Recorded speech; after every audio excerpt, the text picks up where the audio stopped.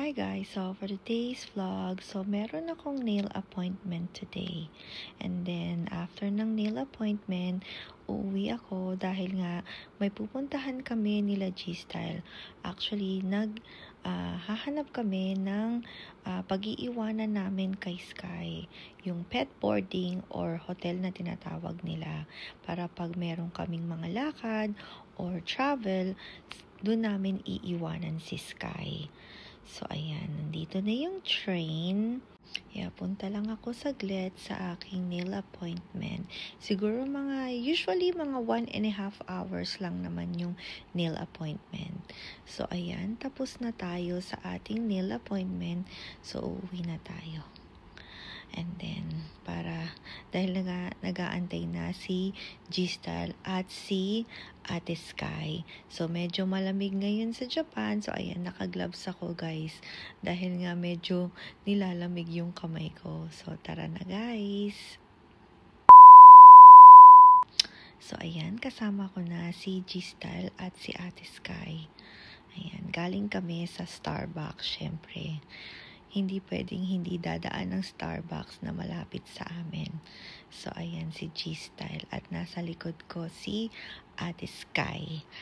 And then, nag-order kami ng waffles at syempre ng aming drink. So, ayan. Pakita ko sa inyo yung waffles. Bali, pina-warm up na namin ito. So, ayan. Actually, kung napanood nyo na yung mga ibang video namin, ayan, yan lagi yung ino-order namin.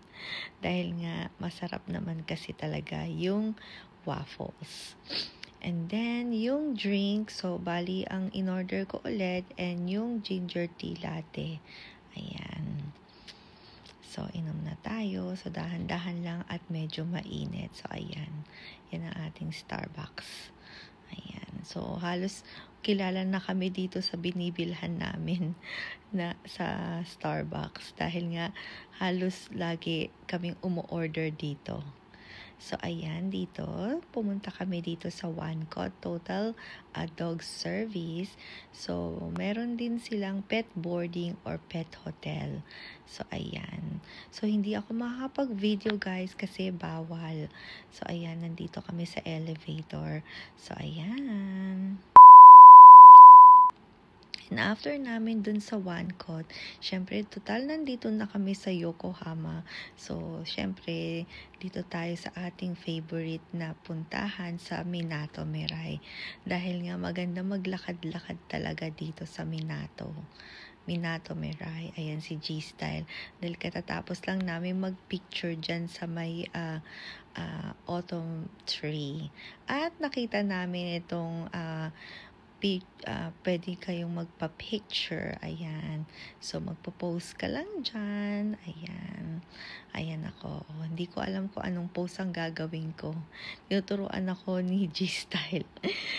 So, nauna ako and then si G-Style naman yung next. So, ganyan lang ang aking pose. Dahil hindi ko alam kung anong pose ang gagawin ko.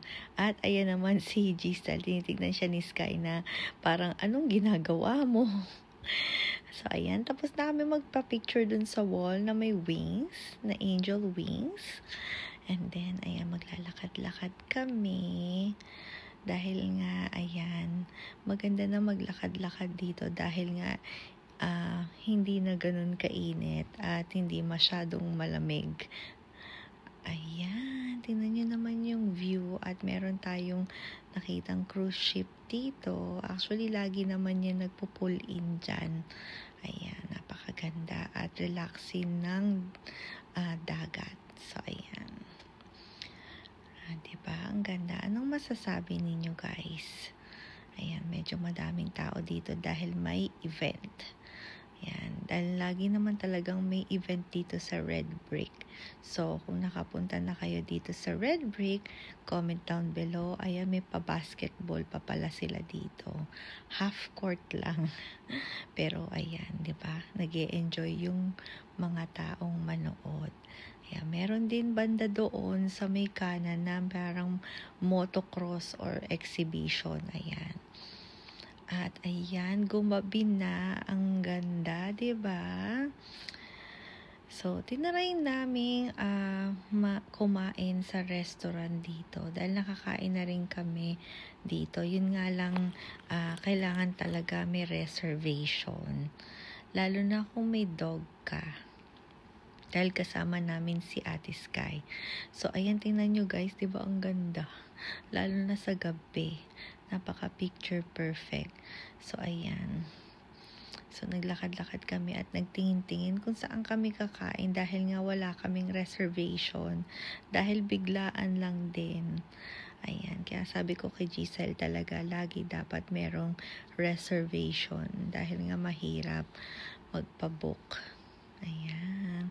Dahil yung nasa labas, kahit walang tao, may naka-reserve na rin daw. So, ayan.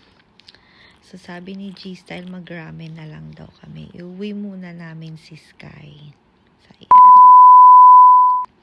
At ayan, nauwi na namin si Ate Sky at nandito kami sa kinakainan naming ramen na malapit sa bahay namin. So, ayan, nantay na lang namin yung in-order ni G-Style na ramen. At si Kuya Jiro kumain na pala. Kaya kami na lang ni G-Style. So, ayan yung ramen na in-order ni G-Style para sa amin. At kain na tayo, guys. So, syempre, pag malamig talaga ang panahon, masarap talagang kumain ng ramen or ng soup. Ayan. At kami lang dalawa ni G-Style ang customer that time. So, maya-maya siguro dadating na rin sila dahil nga dinner time na. So, ayan, kain na tayo guys. Talagang hindi kami magsasawang kumain ng ramen dahil nga talagang masarap siya. Lalo na yung mga condiments nila. So, wag niyong kakalimutang lagyan ng condiments. Alright guys, dito na lang muna ulit. Thank you guys for watching. See you guys next time. Bye guys!